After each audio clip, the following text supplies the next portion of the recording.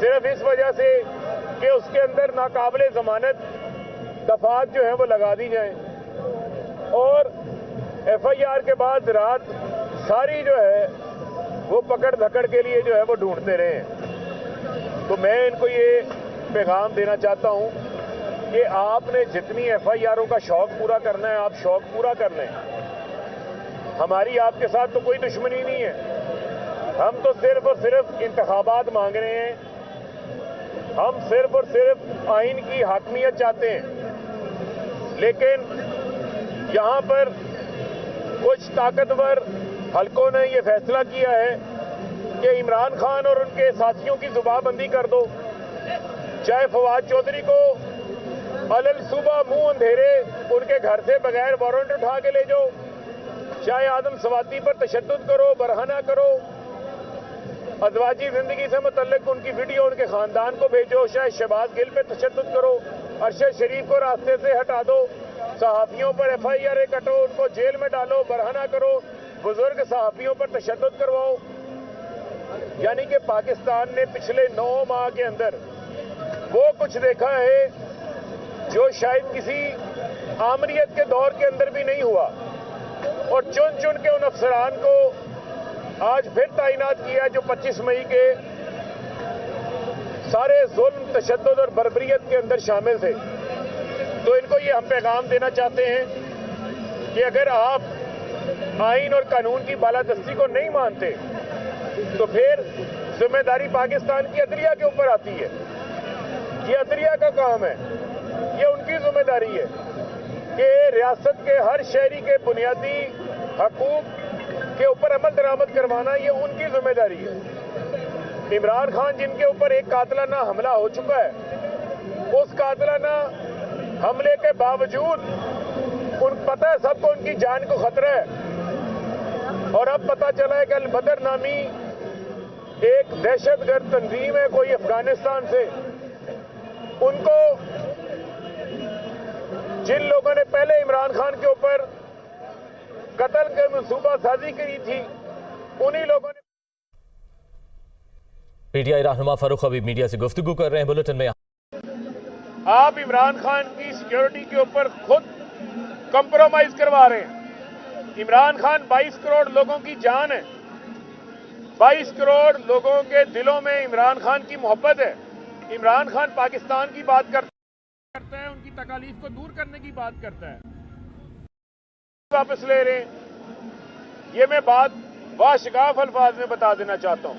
अगर इमरान खान की जान को कुछ हुआ तो जिम्मेदार आप लोग होंगे।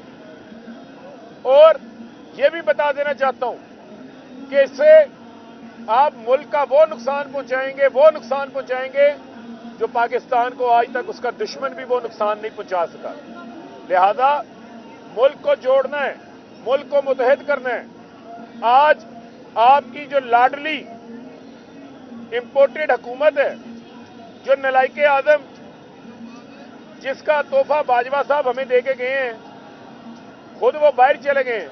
आपको पता है कि आज महंगाई के नंबर्स आए हैं। जो महंगाई हमारे दौर में 16% थी, उसके ऊपर सारे एंकर मीडिया के ऊपर शोर शराबा करवाया जाता था।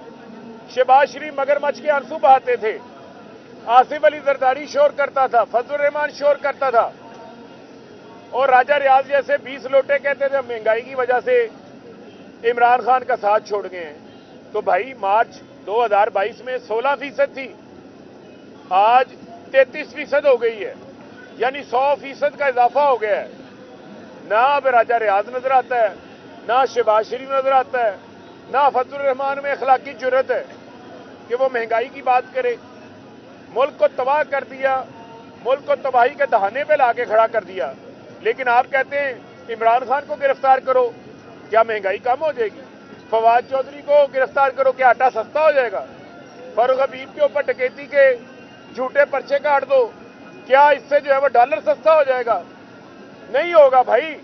वो होश के नाखुन लें, होश के नाखुन। कुछ मुल्क के ऊपर जो है वो रहम करें। ये जरूरी है कि मुल्क को इस वक्त इत्तेहाद की जरूरत है। मुल्क को तकसीम ना करें। मुल्क को नफरतों की जरूरत नहीं है, जो नफरत के बीज बोए जा रहे हैं पिछले 9 माह के अंदर। और एक और बड़ा अहम नुक्ता आपके सामने मैं रखना चाहता हूं कि 2 सूबाई असम्बलियां तहलील हो जाती हैं इस्तीफे मंजूर होने से पहले। कौमी असम्बली के इस्तीफे मंजूर होने से पहले खैबर पख्तूनख्वा की असम्बली भी तहलील हो जाती है, पंजाब असम्बली भी तहलील हो जाती है। इस्तीफे कौमी असम्बली के बाद में मंजूर होते हैं, लेकिन इलेक्शन कमीशन की जानिबदारी इससे बड़ी और क्या होगी कि आईन कहता है 90 रोज में इंतखाबात करवाने हैं। 14 तारीख की पंजाब असम्बली तहलील हुई है, आज 26-27 तारीख हो गई, 27 तारीख आज हो गई है, 14 दिन गुजर चुके हैं, लेकिन ना पंजाब असम्बली के इंतखाबात का शेड्यूल आया, ना केपी के असम्बली का शेड्यूल आया।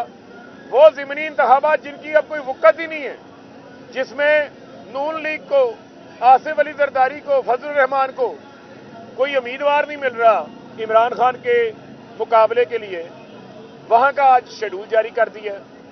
ये क्या मजाक कर रहे हैं आप पाकिस्तान के आइन के साथ?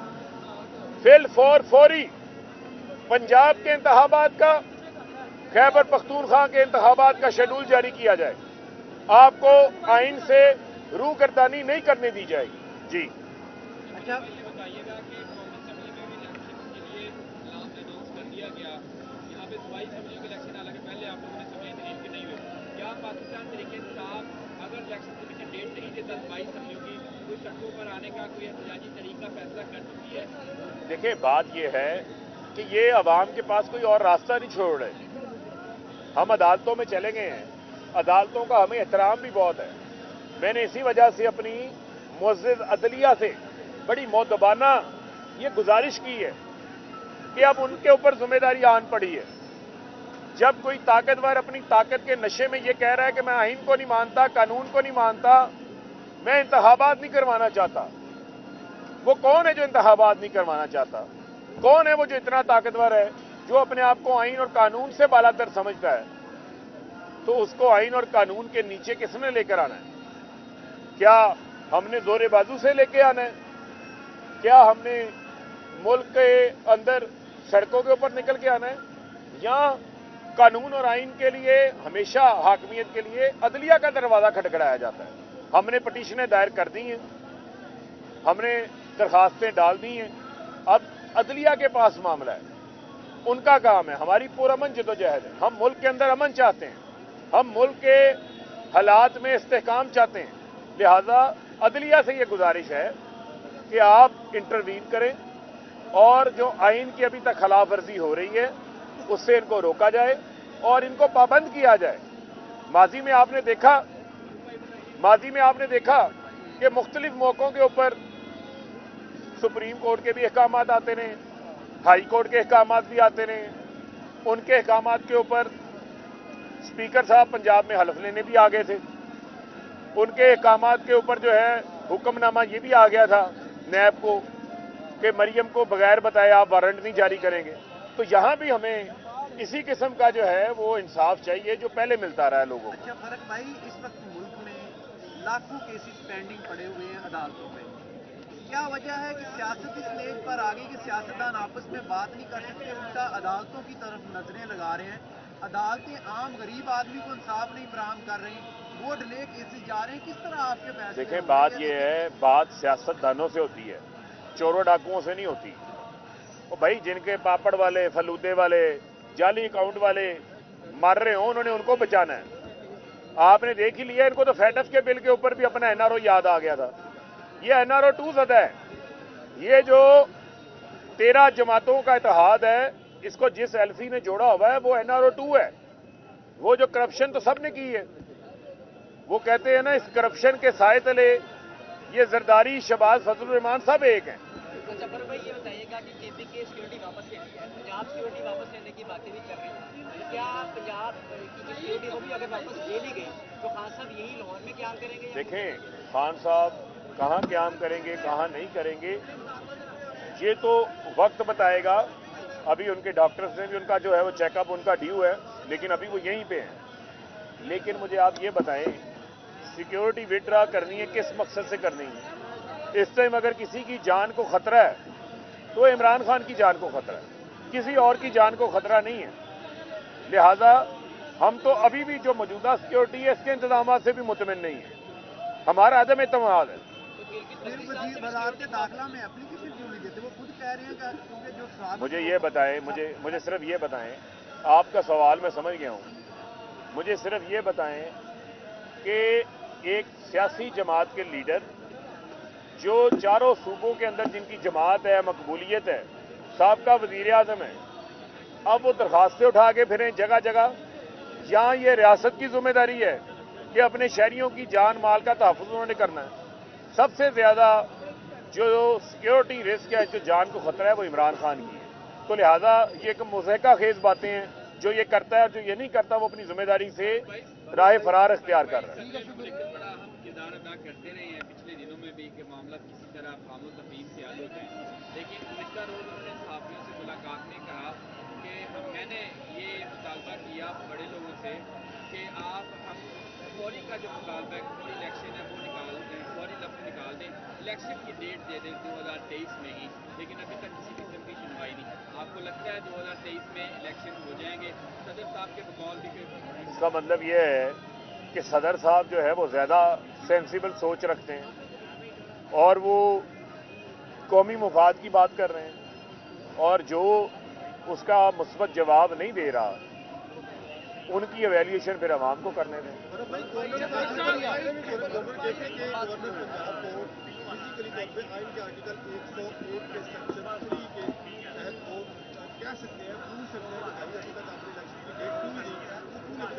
नहीं देखें, जो सदर वाला मामला है वो तो उनका अपना इख्तियार तो है ही है, लेकिन क्या इनको अपनी आईनी जिम्मेदारी का इख्तियार नहीं है? सदर तो पूछ ही लेंगे, सदर का जो इख्तियार है वो इख्तियार एक्सरसाइज कर लेंगे, लेकिन जो इनका इख्तियार है, जो आइन इनको कह रहा है, ये उससे रूह करता नहीं क्यों कर रहे हैं? अच्छा है, सारे पीरियड में ये सारे एक्सपोज हो गए, सब नजर आ गया कौन। सुप्रीम कोर्ट में जो है आपने एप्लीकेशन दायर कर दी निगरान वज़ीर-ए-आला के खिलाफ। अगर आपके हक में फैसला नहीं आता तो क्या आप इलेक्शन पर क्या जाएंगे? फिर भी इलेक्शन में इसी निगरान वज़ीर-ए-आला के सेटअप के नीचे हम इलेक्शन से राय फरार इख्तियार नहीं करेंगे जो नून लीग और पीडीएम ने की हुई है। जूतियां उतार के बात होगा, कबूल होगा।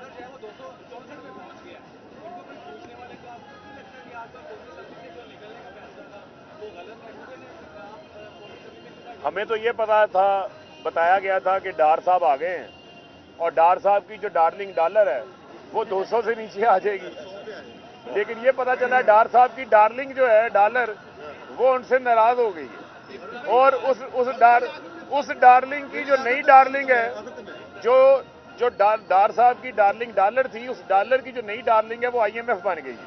मरियम नवाज आ रही है,